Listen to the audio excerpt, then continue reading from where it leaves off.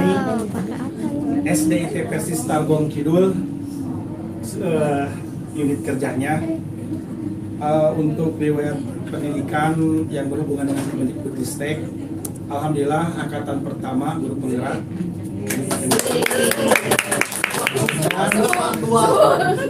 Dan sekarang pengajar praktik di Kabupaten Garut. Yang katanya diiming-iming sebenarnya mau dikasih bonus untuk jadi calon kepala sekolah. Sekarang amin ya, mudah-mudahan Bu. Nah, ini saya mengambil KTI ini adalah mengenai penerapan metode scanning atau sepintas dalam mempercepat hafalan ayat Al-Quran. Ini berawal dari program sekolah atau program yayasan, karena di Yayasan Persis ini ada 5 jenjang mulai dari TK, dari MI, SD, terus SMP dan SMA. Salah satu program dari yayasan tersebut yang diunggulkan adalah THQ, Tilawah Hifdzul Quran. Itu adalah merupakan program unggulan. Program tersebut itu harus semuanya menyeluruh, baik dari gurunya ataupun muridnya, semuanya targetnya harus hafal minimalnya 2 juz atau 3 juz. Bahkan ada jebolan dari jenjang SMA yang ke luar negeri itu sampai hafal 25 juz. Nah, Masya Allah. Tetapi di tengah-tengah kesuksesan itu memang juga ada kasus, ada permasalahan, yaitu 37% setiap jenjang pasti ada yang memang belum mampu untuk menyaingi mereka, karena mereka itu dengan dengan kompetensi yang mereka miliki.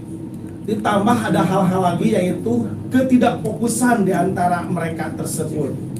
Sehingga dari guru-guru THQ tersebut bilang begini, ya nggak apa-apa lah, yang 37% mah baik penting mah udah mah geus aya nu aralus teh. Eta jadi pemikiran seorang guru penggerak. Bergerak dan menggerakkan. Oke, teh temenang gitu. Ya urang diajar sebagai guru penggerak itu adalah harus nilai seorang guru penggerak itu adalah berdampak pada murid ataupun memihak pada murid. Nah itu. Nah, berpihak pada murid, nilai dari guru penggerak itu. Maka saya langsung cobakah metode apakah yang sudah Bapak ataupun Ustadzah yang sudah lakukan. Gini Pak, tartil sudah, tikror sudah, stabilisasi sudah. Itu yang susah itu adalah mereka itu tidak fokus. Oh, jadi alasannya adalah tidak fokus ya. Fokusnya seperti apa? Ya memang tidak fokus, sulit untuk mengikuti, mengejar. Nah, teringat tahun 2016 saya mencoba ada semacam pelatihan mengenai metode scanning ini, cuma belum dipraktekkan, hanya sebatas teoritis saja. Walaupun misalkan itu saya pernah di anak-anak saya, tetapi memang sudah punya basic lah itu anak-anak saya. Fokus ya alhamdulillah ada. Mencoba ke masjid, anak-anak yang ada di masjid, ya betul ini. Akhirnya coba. Terus saya sampai beberapa bulan saya mencoba untuk menerapkan metode scanning ini. Nah, alhasil di sini latar belakang adanya kendala dalam mengajar tilawah Hifdzul Quran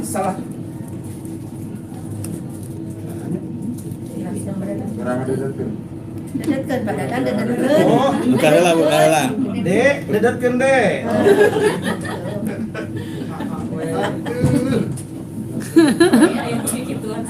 Itu gitu segalanya.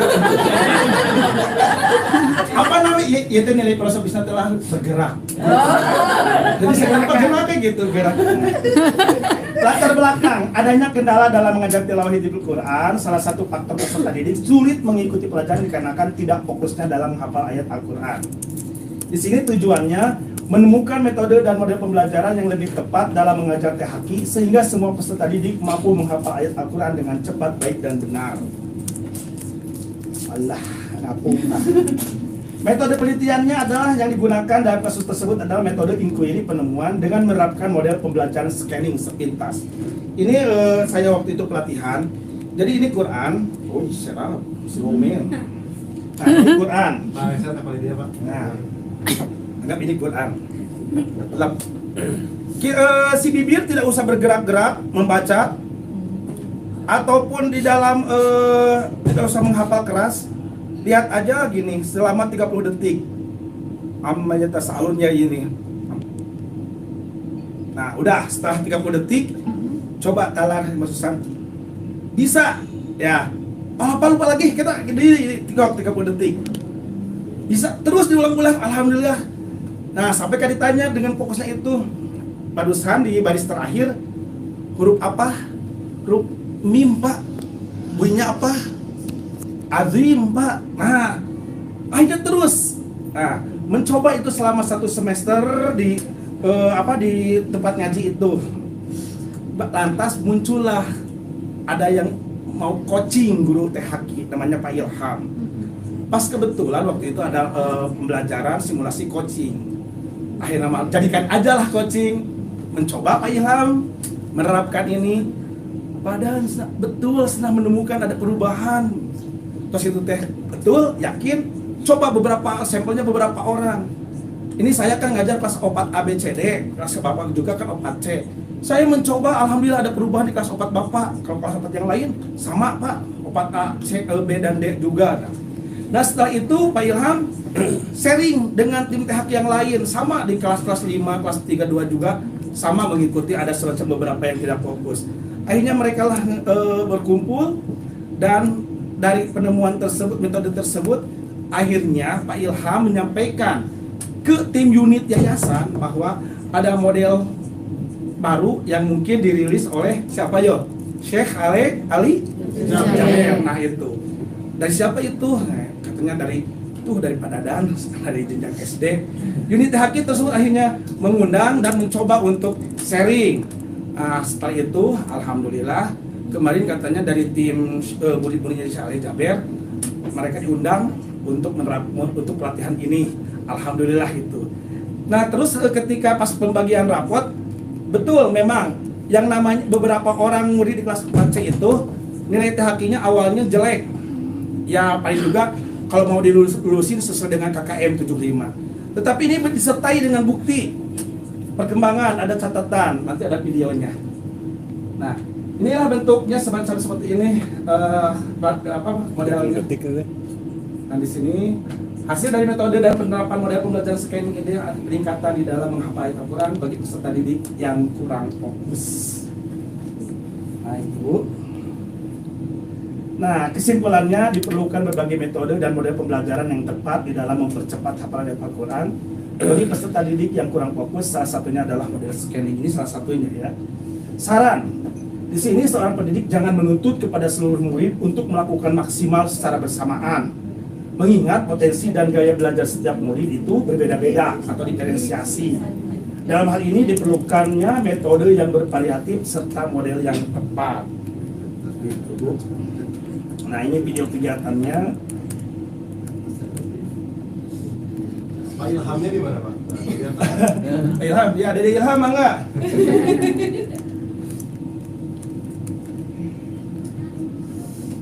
Tampil ya.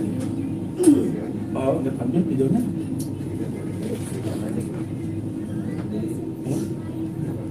Ya udah ini muncul di sini. Pos dulu Pak yang presentasinya. Yang presentasinya di dia. Ya. Presentasinya. Ya, dia. Pos. Nah. Barusan ada backsound tuh, ada yang nunggu anaknya. Ya, udah. Itu, cuman videonya.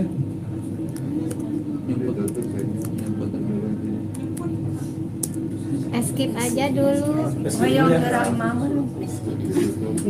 Di skip udah gongnya. Lamparan sih kan. Nah, itu bagus tuh lapar. Nah, ya ini ada videonya, boleh nanti dilihat, udah diupload ke YouTube ya. Di sana adalah metode scanning, cara menghafal ayat Al-Quran dengan cepat gitu ya. Nah, itulah mengapa saya mengambil semacam KTI ini, karena mengambil dari berbagai dari satu hal, dari kasus satu hal Dan ternyata dari kasus itu guru hampir lepas tanggung jawab. Biarinlah, yang penting orang sebarogan 60 sekian persennya hebat, tetapi tidak seperti itu. Kita berpihak pada murid. Nah itu ya. Silakan, mungkin hanya itu yang bisa saya sampaikan. Untuk selanjutnya kita sharing. Barangkali mungkin ada model yang lain yang untuk mempercepat hafalan Al-Quran dengan cepat, baik dan benar. Bapak, Bapak tertarik. Waalaikumsalam Iya, boleh, Bu. warahmatullahi wabarakatuh.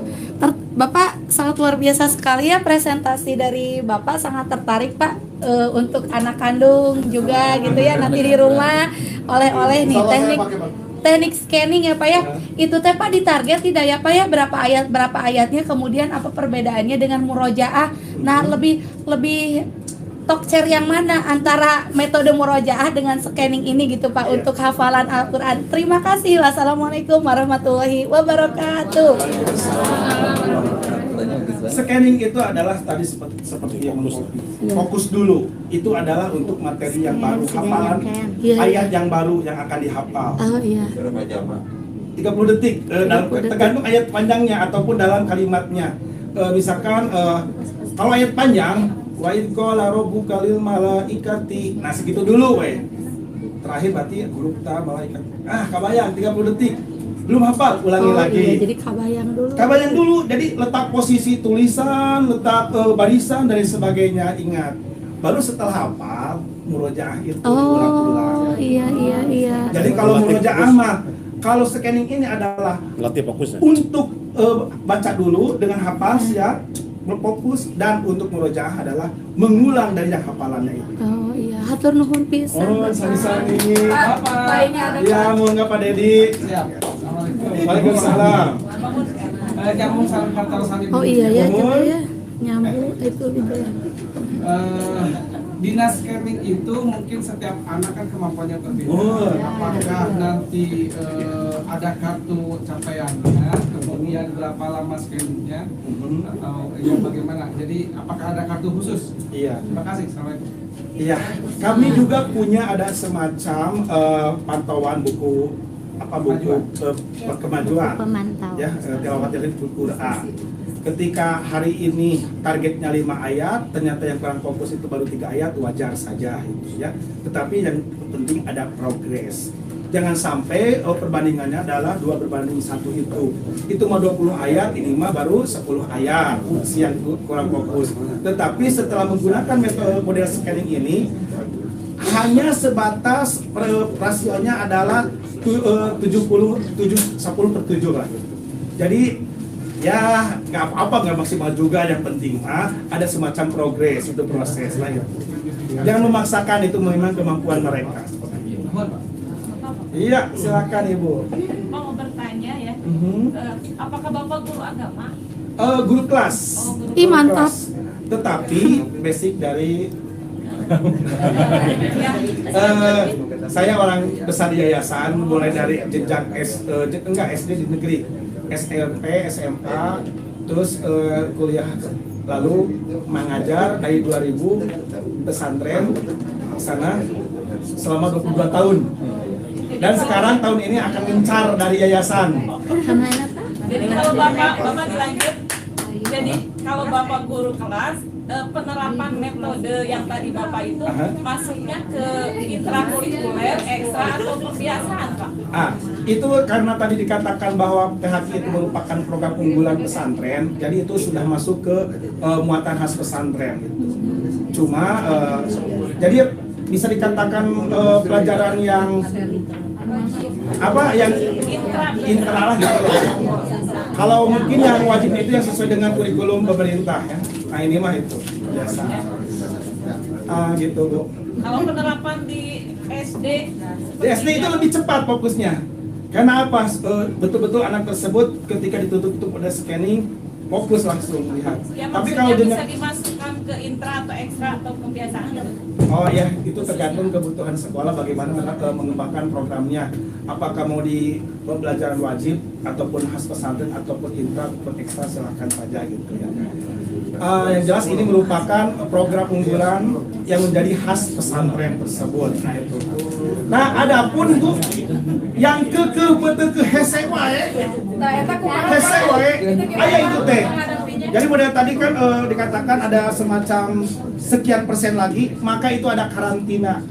Jadi selama 3 hari ada aula di sana dari semua jenjang SD kelas 6 terutama di karantina selama 3 hari jenjang SD, SMP, SMA. Nah, jelas gurunya sesuai dengan guru THQ per jenjangnya itu, sehingga alhamdulillah itu bisa mengejar. Dan ini merupakan sebuah ada semacam ya progres bahwa unit THQ tersebut berterima kasih dilihat dari capaiannya mereka nilai THQ tersebut alhamdulillah nilainya 98%. Terima kasih targetnya. Ya boleh Bu. Mungkin sekedar berbagi ya Bu. Ya Bu boleh. Saya juga sama seperti Bapak, saya besar di yayasan. Saya sama dengan Agak mungkin sama, Bu. Oh itu Pak, ada Pak. Ada ini. saya dengan Pak Dedi Bu dari SD Islam Kreatif Muhammadiyah. Sama dengan Bapak, saya berpencar Bu, Pak dari yayasan juga ya. 22 tahun. Saya 12 tahun. Pak Lu 22. Ya, Oh. nah saya kan apa yang menurut saya baik dan bisa saya lakukan di SD negeri saya pakai juga. Di antaranya program hafalan itu Pak. Saya buat program walaupun tidak sebanyak yang di SD Muhammadiyah ya. Jadi saya pakai dari kelas 1 targetannya semester 1 surat apa, kelas 2 surat apa, sampai kelas 6 ada targetannya. Dan juga mungkin tadi Ibu Rere ya yang sholat duha saya jadi setiap hari dan kelas 1 kelas 2 itu bacaan sholatnya dikencangkan Pak untuk merapalkan. Nah kelas 3 itu kondisional, mungkin kadang-kadang dikencangkan kadang-kadang tidak, dan itu saya pakai Bu. Saya pakai dan akhirnya saya pun merubah kebiasaan yang tadinya pakai alas kaki masuk ke kelas karena dibuka karena kelasnya mau dipakai untuk sholat duha. Dan itu program-program saya, dan tapi saya kan waktu masuk ke sekolah negeri Pak tanya dulu ya ke saya gimana religiusnya, takutnya Ya, saya tunggu di sana sebentar ya, dapat, Bunda ke bawah. dapat Ini lagi di lantai 2. Presentasi bentar ya, bentar aja. tapi Ya tidak dah, keberatan, Assalamualaikum. dan lingkungan di sana cukup lingkungan Oh iya, Muslim sok dan ya, juga ya, agama ya udah ya. karena beliau kami 100% Ya, Assalamualaikum. Islam. Mohon. Seperti itu, jadi bisa kondisional, jadi pembiasaan setiap hari itu. Jadi sebelum belajar dimulai sudah dengan bacaan sholat yang itu bisa dipakai gitu. Ya. Betul, targetnya untuk jenjang kelas 1 sampai kelas 3 adalah surat pendek sampai dari An-Nas sampai Al-A'la. Lalu kelas 4 dan kelas 5 itu sampai An-Naba. Nah kelas 6 karena mau mencoba melanjutkan ke jenjang SMP dan jenjang SMP adalah 729, maka mencoba untuk di 729-nya. Itu adalah batasan-batasan mengenai target hafalan Al-Quran di yayasan kami ataupun di jenjang SD Persis. Ternyata ini model scanning ini diterapkan juga dalam menghafal pelajaran yang lain umum. Contohnya anak sulit menghafal, nggak fokus, menghafal IPA. Alhamdulillah dalam waktu 30 detik 2 baris bisa terhafalkan. Dia mampu menyebutkan di baris pertama yang huruf yang terakhir adalah huruf H, huruf H gitu ya. Dan di baris kedua adalah huruf J. Jadi terus ingat itu. Nah ternyata alhamdulillah metode scanning ini selain di ayat Al-Quran juga di pelajaran-pelajaran yang lain umum untuk menghafal Ya. fokus itu kan di masalah awal masanya adalah kekurangan fokusnya itu ya. Iya, mangga Ibu pojok. Itu.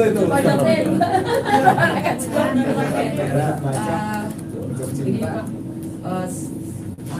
metode Quran kan ada anak yang sudah baca, ada yang belum, ada yang masih ikro. Kalaupun kan kalau untuk scanning ini anak membacanya dalam bentuk tulisan Arab atau masih rakyat. Ya. Terima kasih Bu. Masih ada lagi pertanyaan Pak. Kemudian ketika tadi kan bahwa ada anak yang 60% itu sudah mencapai sekian juz. Apakah di akhir itu ada sidang ketika anak itu bagaimana tahqiqnya, bagaimana makhrajul hurufnya, bagaimana panjang pendeknya, karena di sekolah kami anak yang sudah bisa mahrozul hurufnya bagus, tapi ternyata ada kendala juga ketika pada saat penghafalan. Ada juga yang anak yang hafalannya bagus, terkendala dengan mahrozul hurufnya yang kurang maksimal. Akhirnya kami mencoba untuk memix dua metode tersebut biar anak tersebut bisa mahroznya bagus, kemudian hafalannya juga bagus. Akan hal itu dikondisikan dengan adanya sidang di akhir Munakosah. Ini gimana kalau untuk di pendapat dari sini gitu? Terima kasih Bu. Untuk kelas 1, 2, 3 memang daya cepatnya adalah dengan hafalan dulu. Nah itu belum diterapkan pada scanning tersebut. Mereka dengan istilahnya istima, lebih menyimak mendengarkan. Sedangkan kalau kelas 4 itu kan memang mereka sudah paham, sudah bacanya lancar, cuma gangguannya memang banyak hal. Tidak fokus, salah satu entah lingkungan dengan gadget dan lain sebagainya, sehingga kurang fokus. Nah jadi sasaran model ini cocoknya di kelas 4 ke atas. Nah kelas 4 ini ada istilahnya sertifikasi THQ. Untuk semua murid ada sertifikasi THQ. Untuk kelas 4 naik ke kelas 5 itu diusahakan harus hafal dulu 1 juz 30 itu. Sedangkan kalau jebolan kelas 6 itu juz 30 ditambah 2 surat juz 29. Untuk jenjang SMP maka itu harus hafal 2 juz, dan untuk jenjang SMA harus hafal 3 juz. Ya, dilanjutkan terus. Untuk guru-gurunya juga sama ikutan sertifikasi. Alhamdulillah juga walaupun saya anak yang masuk SMP di luar dari ITB gimana Pak? Nah, bagaimana anak yang masuk dari SD negeri mau ke SMP? Nah, mereka kan mengawali dari juz 30 dan lalu juz 29. Nah, pas ketika kelas 3 SMP-nya siap ujian harus hafal. Jadi menyesuaikan. Ada akselerasi juga gitu ya. Makanya di sana ada unit THQ-nya itu dalam satu kelas itu ada 3 guru yang mana ke aslinya level-level Bu, ada level belum tahu saya juga. Mereka yang lebih paham karena mereka itu jebolan dari para tahfidul Quran guru-guru. Wow, mantap. Dari Subang, dari nggak tahu lah di mana wae. Nah, apalnya Bu eta mah jebolan nama. Nah, gitu Bu. Mudah-mudahan ya mangga Bu aja deui. Boleh Pak. Oh. Itu 12 rakaat hiji. Tertarik Bapak ini yang dinamakan dengan guru mengantarkan kepada keselamatan dunia dan akhirat. Amin. Masya Allah. Bapak, barangkali saya ingin menanyakan untuk dalam proses teknik ini, apakah ada suatu kondisi yang dikondisikan misalnya tidak ada suara berisik atau mungkin menerapkan dulu teknik stop dari apa seperti itu, atau ada cara-cara teknik tersendiri ya Pak supaya teknik ini bisa mendapatkan hasil yang optimal. Terima kasih Bapak. Jelas di kami itu ada semacam ruangan sudut baca mereka khusus bagi orang-orang sudut pojok Quran maksud sudut baca itu yang kita lagi di kelas pojok Quran itu di mana mereka mengakomodir anak-anak yang susah yang butuh bantuan untuk mengembangkan THQ tersebut. Jadi ada ruangan khusus, ada guru khusus serta dengan kondisi yang khusus. Nah itu harus ada jelas. Dan ini juga harus disampaikan kepada orang tua untuk mereka juga melatih. Walaupun orang tua, aduh sekali mati biasa macam naon. Nah mungkin anak tersebut bisa dilatih dengan guru privatnya dan sebagainya. Karena kalau orang tua dari Persis itu, menurut penelitian itu orang-orang bonafit orang tuanya, orang muridnya adalah para pejabat. Itu yang di Simpang 5, yang Simpang 5 Tarogong. Nah itu Bu, sampai sekian beres ya? 12 lebih 5. Iya, tepuk